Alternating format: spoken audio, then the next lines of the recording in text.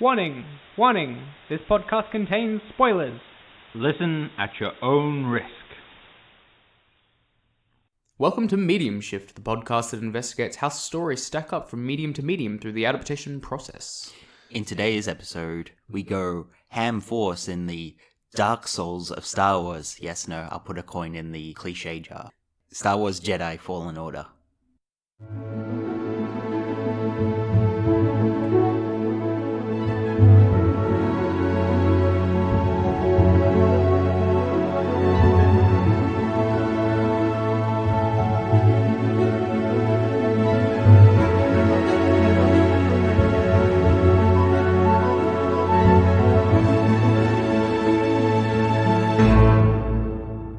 Welcome to Medium Shift. I'm Chris. And I'm Ev. And yes, as has been noted, we are talking about our first Star Wars property, which is both an exciting and terrifying prospect, considering all things Star Wars that exist these days. We are doing Respawn Entertainment's 2019 Soulsborne-esque game, as you noted, Jedi Fallen Order. So, Ev, what do you think of Fallen Order? I am pleasantly surprised. Oh, that's nice. From what I've seen.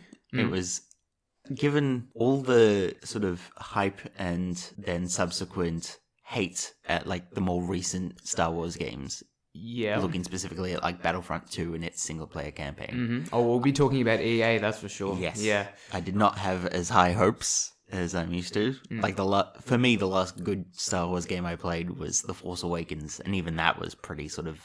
Wait, Lego Force Awakens, or...? Sorry, no, The Force Unleashed. Oh, Force I should Unleashed. say. Yes, of course. I do know Yes. Force Unleashed. Yes, and aside from that, the Lego games are amazing. that's But true. aside from those and like the old classic ones, like Knights of the Old Republic, and The original Star Wars Battlefronts are both great. Yes. Yeah. and Shadow of the Empire, going all the way back to Nintendo 64. Yeah, aside from those old classic ones, the new ones have always been very hit and miss, more likely on the miss side. Basically, they have the aim of a stormtrooper. Yeah, it's true. That's a very apt metaphor for EA's kind of approach to having this license. Yeah, they've had the Star Wars license, I think, since 2012, 8 years or so. Yeah. And in that time, they have released only 3 big games, which is kind of absurd. Star Wars Battlefront 1, Battlefront 2, and now Jedi Fallen Order. There is another Star Wars game coming out later this year. I'm sure we'll see more going ahead. But EA's handling of this IP has been very strange and generally quite bad. Like, obviously, Battlefront 2, we don't really need to get into, but it was an absolute disaster leading up to its release, which they eventually did salvage into a decent game, but it took a very, very long time and a lot of blowback, which I think means the trepidation around Jedi Fallen Order was completely understandable.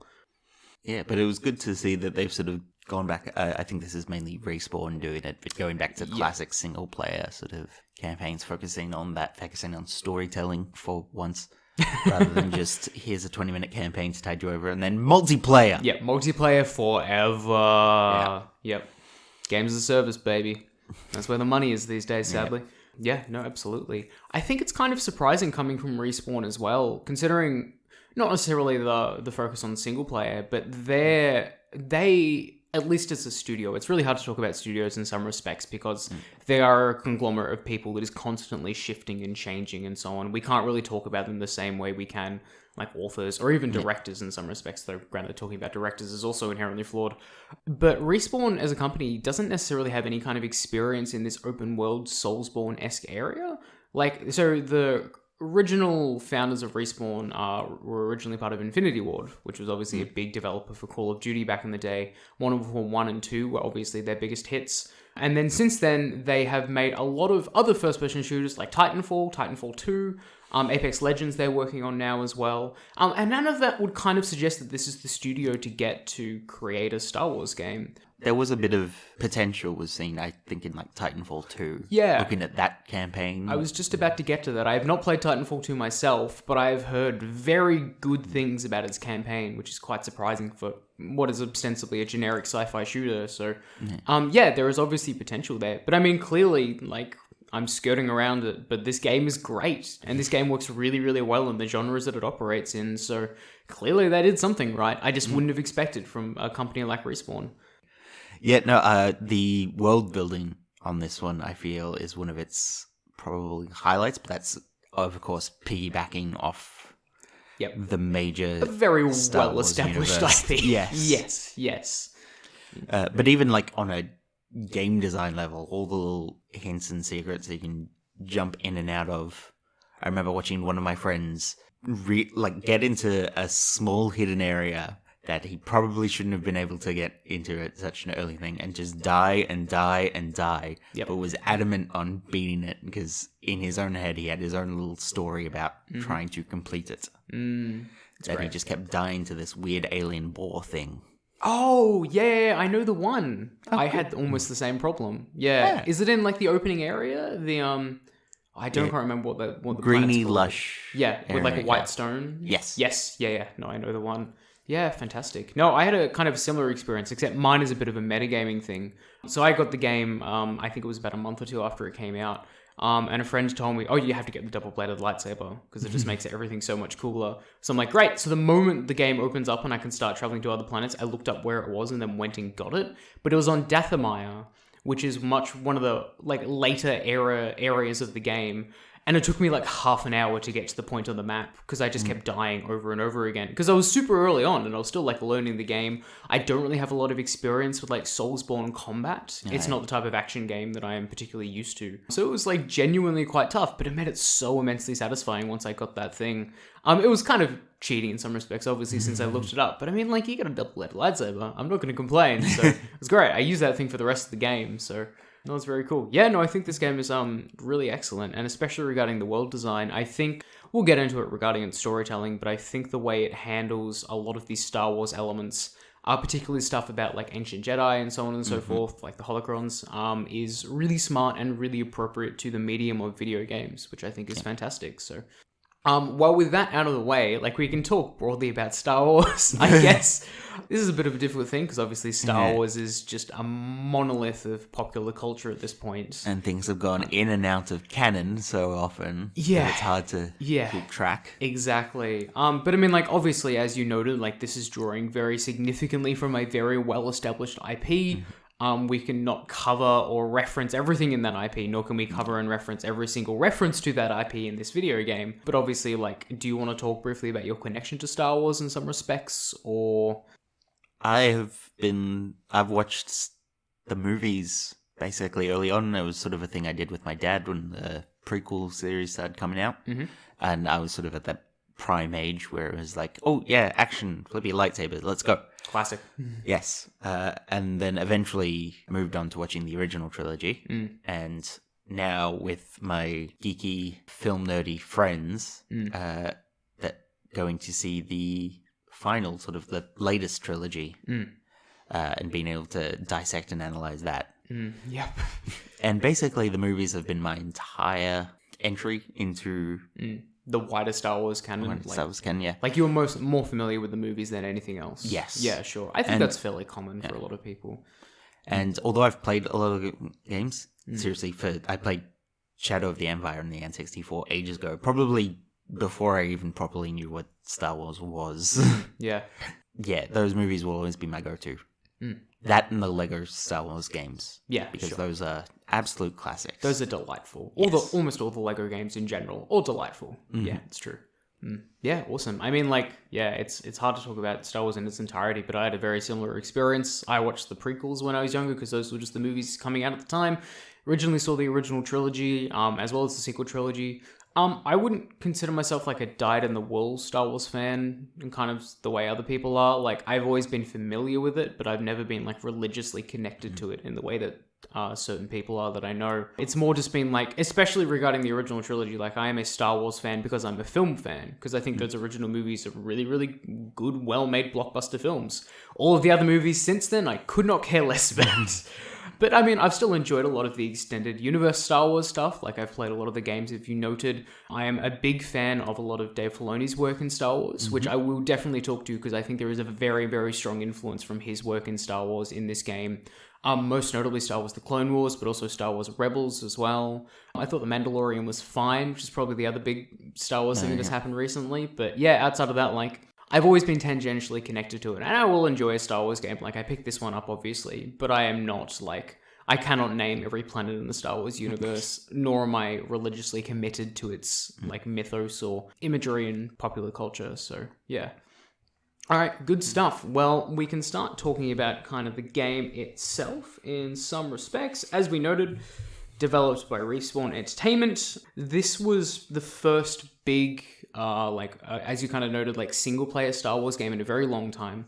Most notably since it was being produced by EA. Prior to that, they only created Star Wars Battlefront 1 and 2, which was, like, as you noted, very significantly multiplayer focused.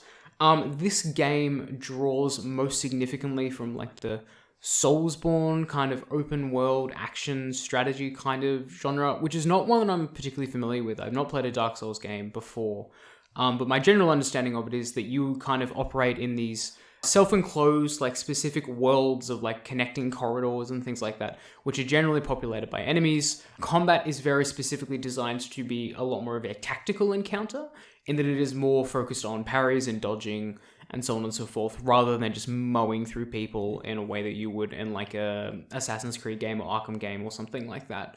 In that context, I thought it worked surprisingly well, considering like Respawn had not operated in this area before. I do think... Okay, so we should obviously talk about the narrative as well, considering that's the biggest hallmark when it comes from drawing from Star Wars specifically. So for people I'm sure who are familiar, because if you're listening to this, you probably know the game or something like that. It takes place between episode 3 and episode 4. It is very intrinsically tied to kind of an echo of Luke Skywalker's story, which is like the really obvious thing, considering he's like considered the go-to protagonist for the Star Wars universe, being from the original trilogy, and that it is a young person who not necessarily discovers he's a Jedi, but has to lean into the image of being a Jedi, and then goes on a globetrotting thing while being hunted by the Empire. Technically not globetrotting, I guess it's like planet trotting. Anyway, you know what I mean. He has like a cast and crew of characters, and they go around to different places and go through different adventures and so on and so forth.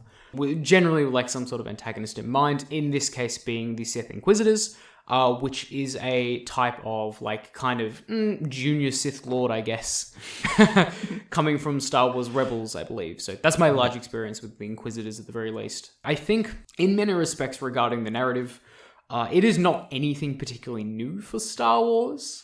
Star Wars doesn't really tend to do new. It echoes itself a lot. Yeah, it's all kind of part of that remixing and repetition in so many respects. That does not necessarily mean it's bad. I know a lot of people will kind of disparage movies like that, The Force Awakens most notably, being way too similar to the original film. But like that is kind of the nature of just seriality and franchising in some respects. And I think like operating in those very familiar structures, I think in some respects kind of helps this game, because it helps it feel incredibly familiar while also being meshed onto a game design system, which I think works generally quite well. So yeah. Yeah, people love familiarity and novelty. That's basically if you get a nice mixture of two, that's the sweet spot for everyone, because they don't like too much change, but they need just enough change so they're not bored. Yeah. And I think they had enough novelty in the fact that you're playing a Soulsborne-esque Star Wars game that they needed to keep things familiar enough. So very basic, classic Star Wars that they went back to. Yeah, absolutely. I think the other big influence on the narrative as well, as I kind of noted before, is that I think it draws very heavily from the animated Star Wars series. So like Clone Wars, but also Star Wars Rebels noticeably. Like the premise for this game and for Star Wars Rebels is almost exactly the same. Like it is a young... They share characters. Quite blatantly, they share Saw Gerrera. So, but I mean, like, it's the generic thing of like a young kid learning to be a Jedi, getting trained by a mentor on a ship, being piloted by a cocky alien, going from planet to planet to try and stop the Empire to do bad things. Like, it is almost exactly the same. There is even like a significant overlap in that both shows are kind of interested in the legacy or myth of the Jedi through ancient structures and like civilizations and so on and so forth. See, this is one of the things that I want to talk about, particularly regarding like narrative design in video games, because I mean, obviously the way video games convey story is quite fundamentally different from other mediums. Very often it is in a mesh of other media, like you have cutscenes, which is very harkening back to cinema, but on top of that, there is also very frequently an influence in video games or a a way to approach narrative design as environmental storytelling. Like kind of moving through the environment and observing things in the environment is how you convey what exactly is happening in the narrative. Because of that, I've heard video games being noted as almost being called memory palaces, in which moving through an environment is about exploring and discovering all of the memories and events that have taken place there already, which I think works really well in this game. Especially, I think this game takes full advantage of it, not only because Star Wars is such a franchise which is all consistently steeped in history and what has come previously and so on and so forth, but also the focus on ancient civilizations and ancient Jedi orders and things like that means you can move through temples and environments that could kind of convey specific narrative information that works really well in video game design. So I think in that respect it was a really smart pick, while also being very similar to Star Wars Rebels, which obviously draws a lot of inspiration from. So yeah, I think it's quite smart. Even if it is like outside of that, I don't think there is anything particularly special about the way it tells story. But I do think it works quite well in the medium itself. I mean, I don't remember Mark Hamill doing as many dodge rolls in the original series, but yes, I see your point. Yes, that is indeed very true. Tone-wise as well, I really feel like it draws from the Filoni stuff too.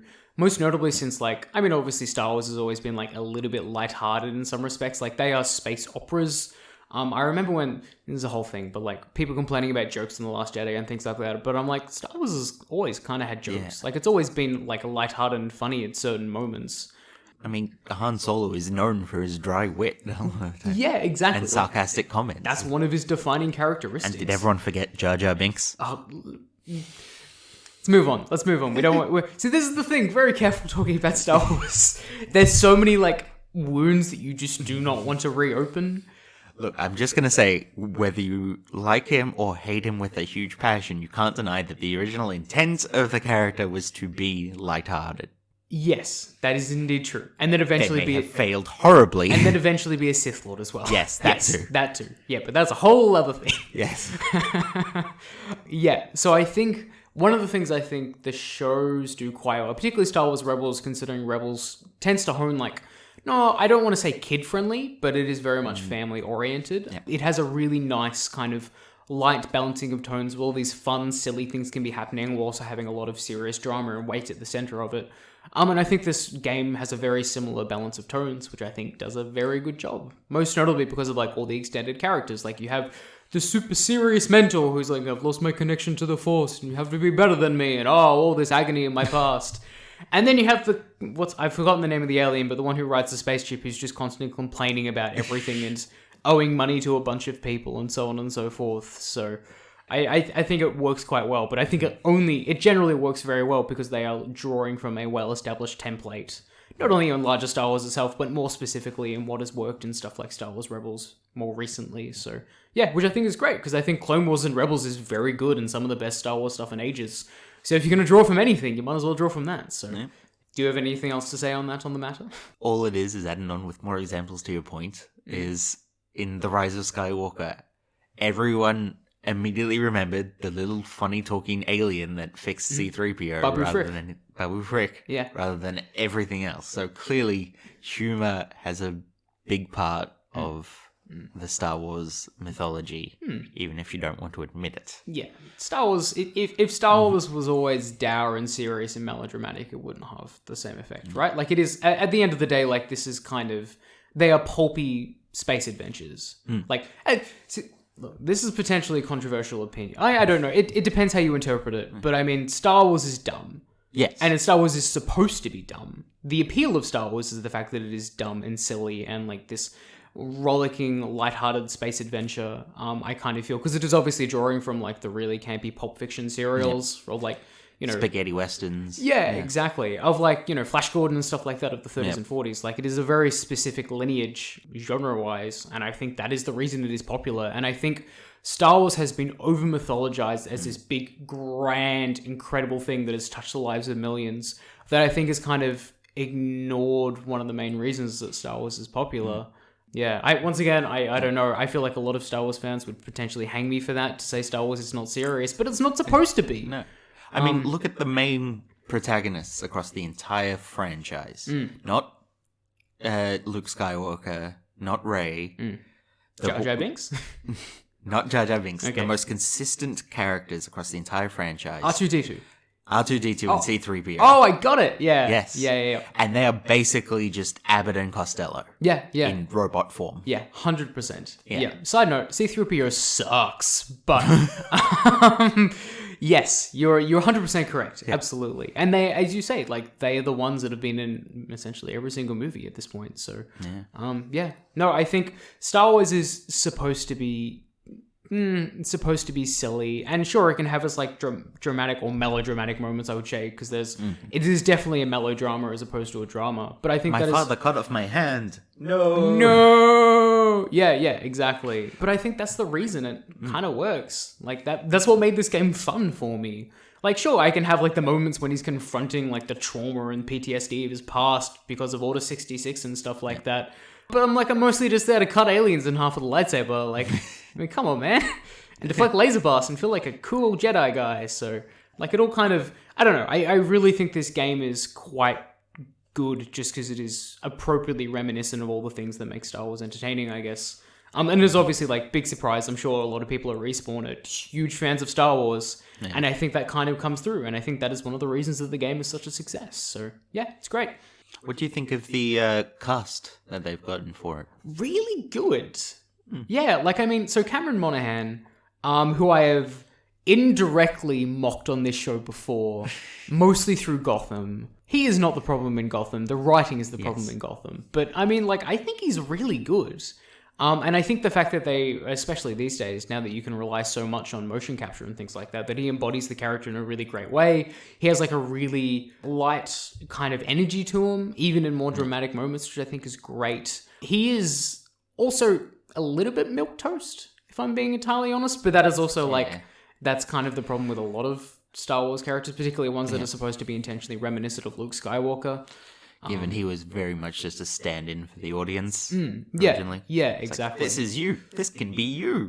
Look at this blank slate. You be you. You go swing that lightsaber, little boy who wants to be Luke Skywalker. Yeah, exactly. But I think like he still has enough of a personality to be entertaining. He can do a quick jab, and like on top of that, his banter with BD1 is great.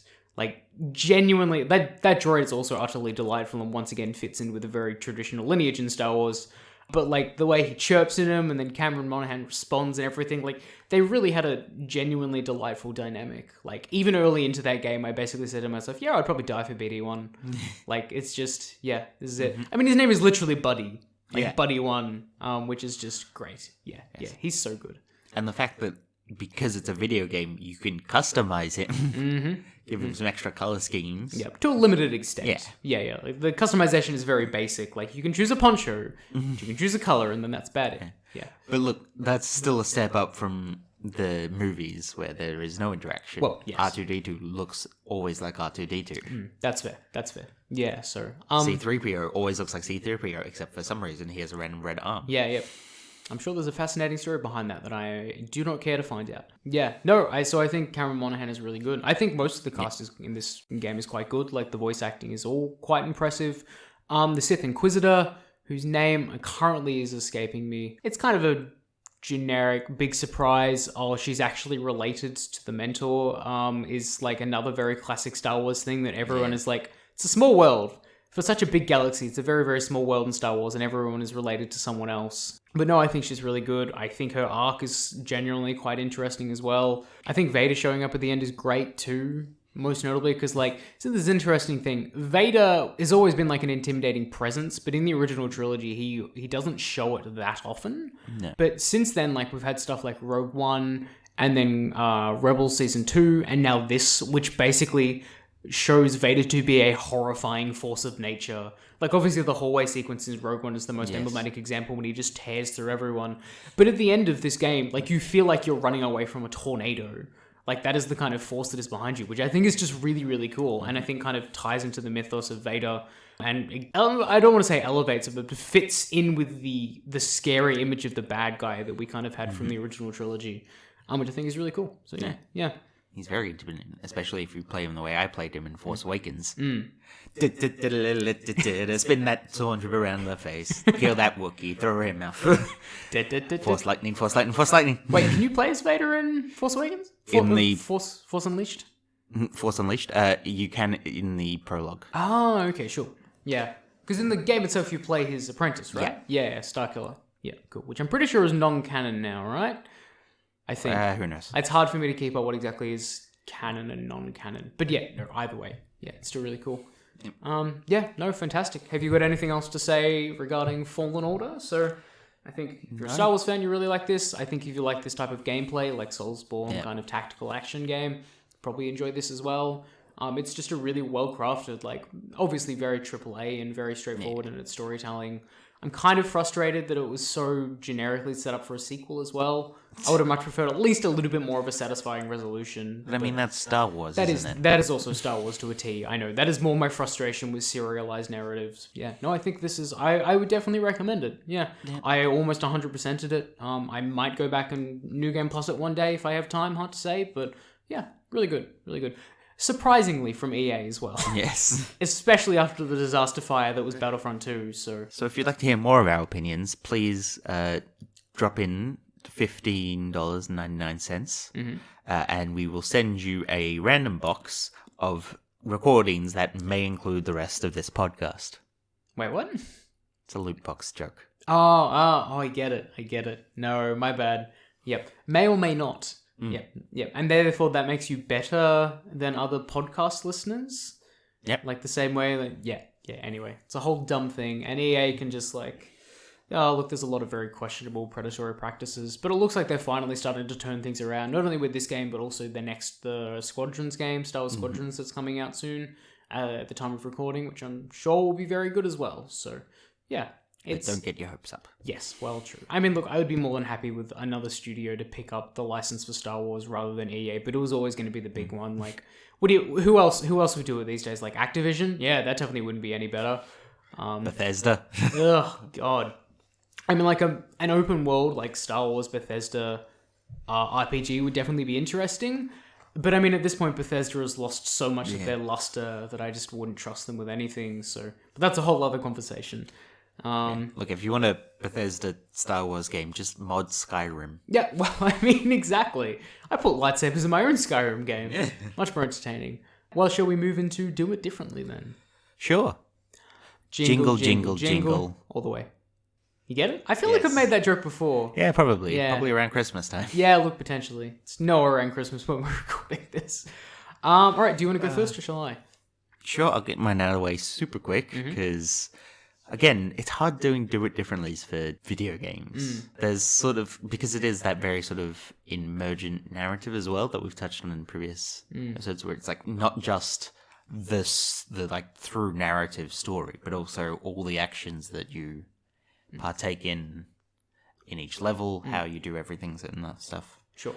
How you choose to level up and improve your abilities. Your own personal experience through the game, through the gameplay, yeah. So my Do It Differently is more sort of pitching kind of a similar style game, but setting it in a different part of the Star Wars timeline. Okay, interesting. And I'm thinking setting that prequels. Oh, really? As in like Old Republic era or just before the prequels? Probably just before the prequels. Okay. Going as like the Sith are starting to emerge again. And instead of constantly just being on the run, you can start exploring that at a bit more at your own sort of leisure because the threat isn't as like immediate.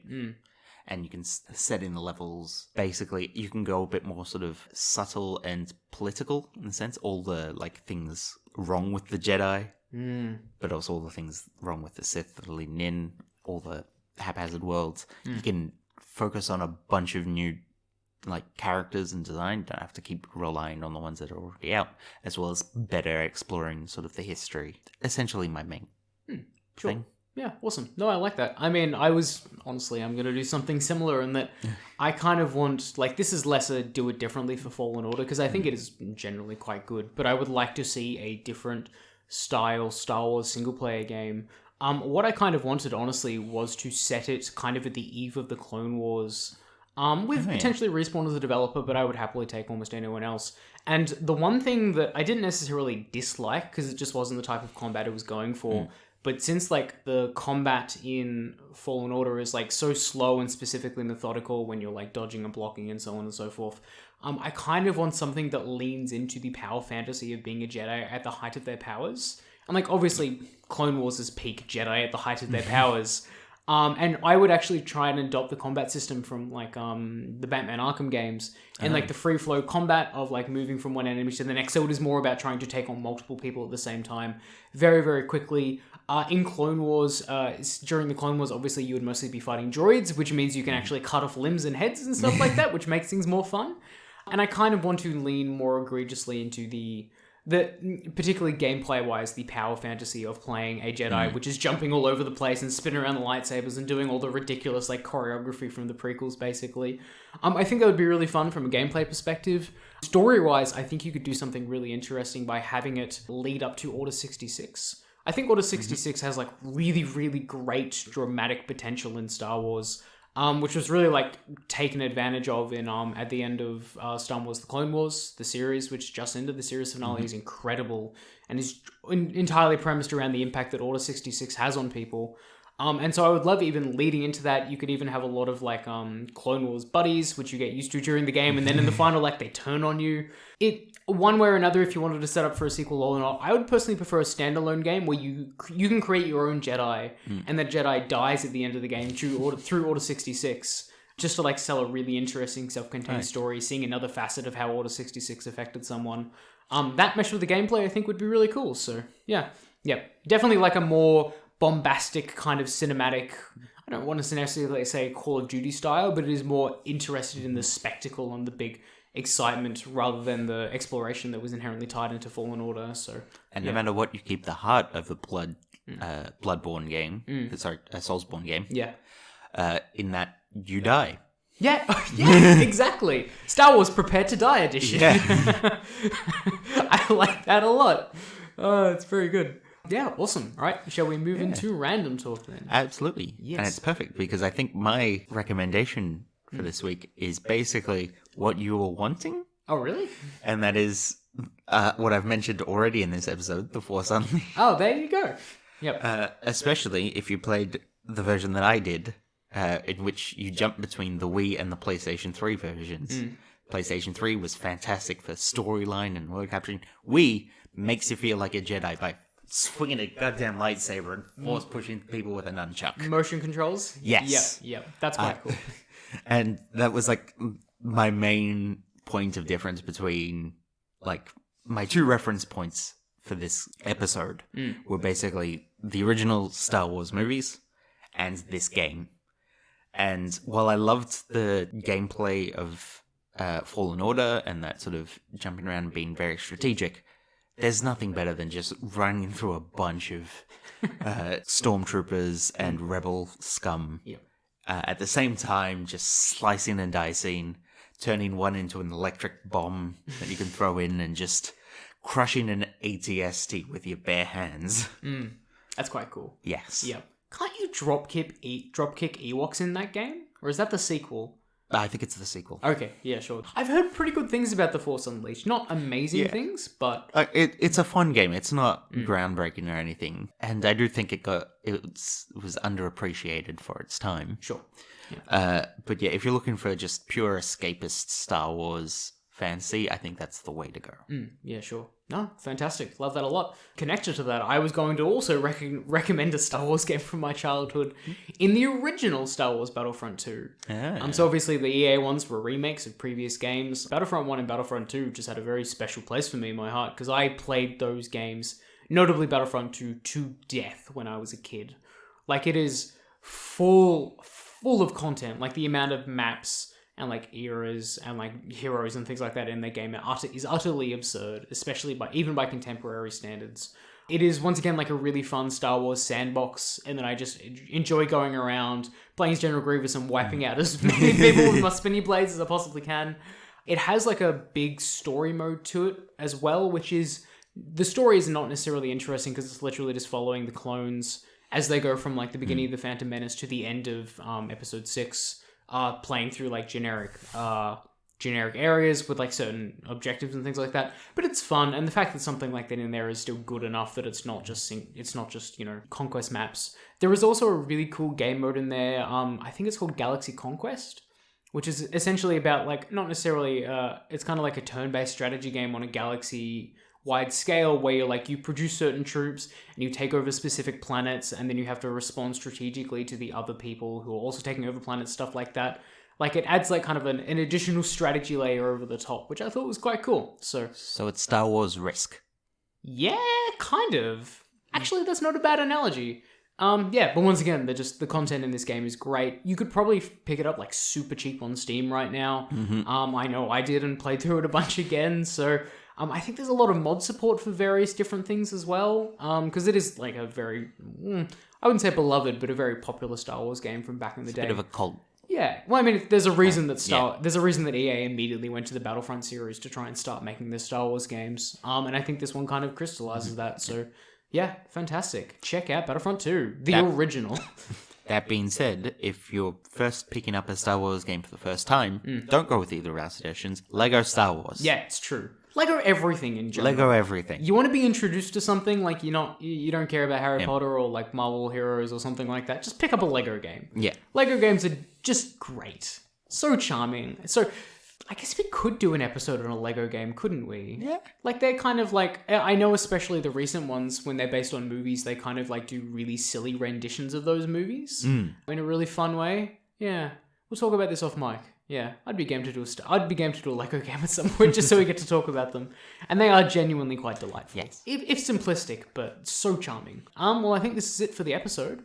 Thank you to everyone who listened to this episode of Medium Shift. We can be found at mediumshift@gmail.com. Feel free to send in all lightsabers, which would make a fine addition to my collection. Next episode, we're doing something incredibly differently. We're going to be looking at a semi-autobiographical, melodramatic true story from a successful comedian. I don't know if that's generic or not, but like... It's the big sick, and it's hard to make genericness out of such an intriguing concept. Yeah, it's true. It's true. So that one's going to be super interesting. Looking forward to that. Until next time, fare thee well.